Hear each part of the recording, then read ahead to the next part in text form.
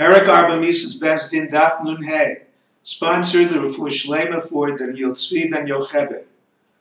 Rav and Shmuel dispute the intent of a brisa that distinguishes between homosexuality and bestiality. The brisa states concerning homosexuality, the sodomized minor must be a minimum age for the adult to be liable. However, concerning bestiality, the sodomizer is liable even for a newborn animal. Rav holds the sodomized minor has to be at least 9 years old. He holds, like Rabbi Akiva, that both the one who commits the act and the one who submits to the act are learned from the same verse, Lo Sishkav, can be read, Lo Sishachev. Therefore, the one who submits is compared to the one who commits. Just as a minor's cohabitation is not deemed an act until he is 9, one who submits cannot make another liable until he is 9. Shmuel holds from the age of 3 because the verse prohibiting homosexuality describes the prohibition as Mishkavei Isha, the copulations of a woman which are deemed an act at the age of 3. A brisa supports Rav. The Gemara brings a three-way dispute concerning the extent of liability for a man and woman for bestiality. Rav Nachman bar Rav Chizda holds a woman who submits herself to bestiality is liable if she copulated naturally or unnaturally, for the verse states Mishkavei Isha, or copulations in plural. A man is liable only for sodomizing an animal naturally.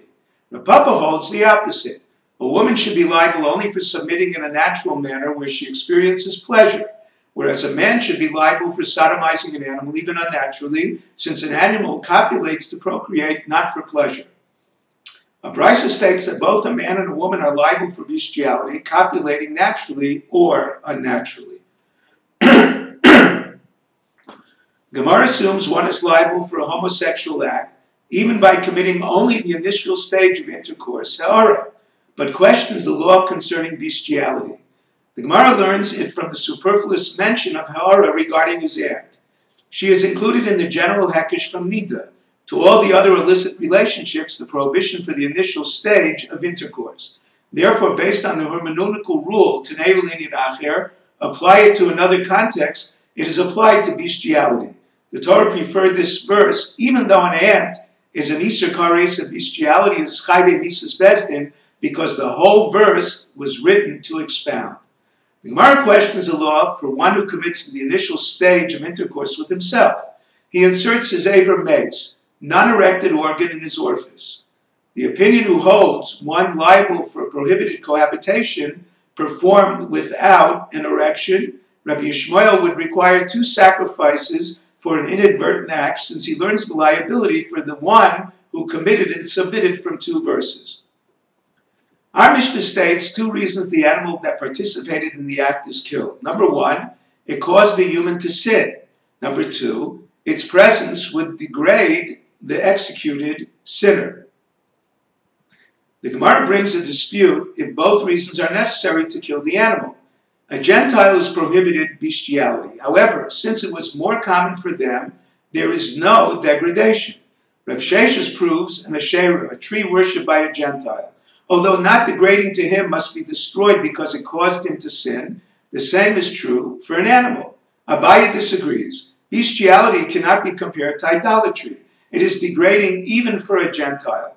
The Torah had more mercy on an animal than on a tree. It required only 1 reason to destroy a tree, but required 2 to kill an animal.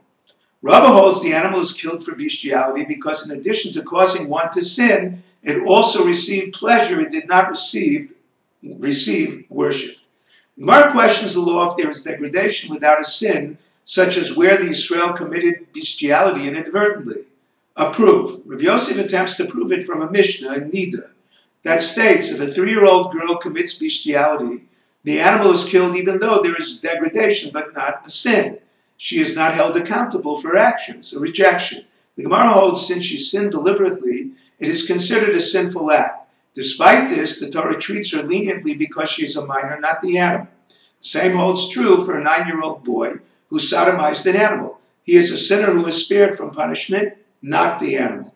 The Gemara concludes both reasons are mentioned in the Davar Acher of the Mishnah.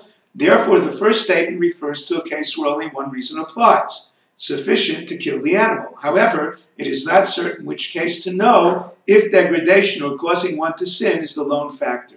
If you're enjoying Daf 5, please click on the link below, subscribe, and become a sponsor. Thank you.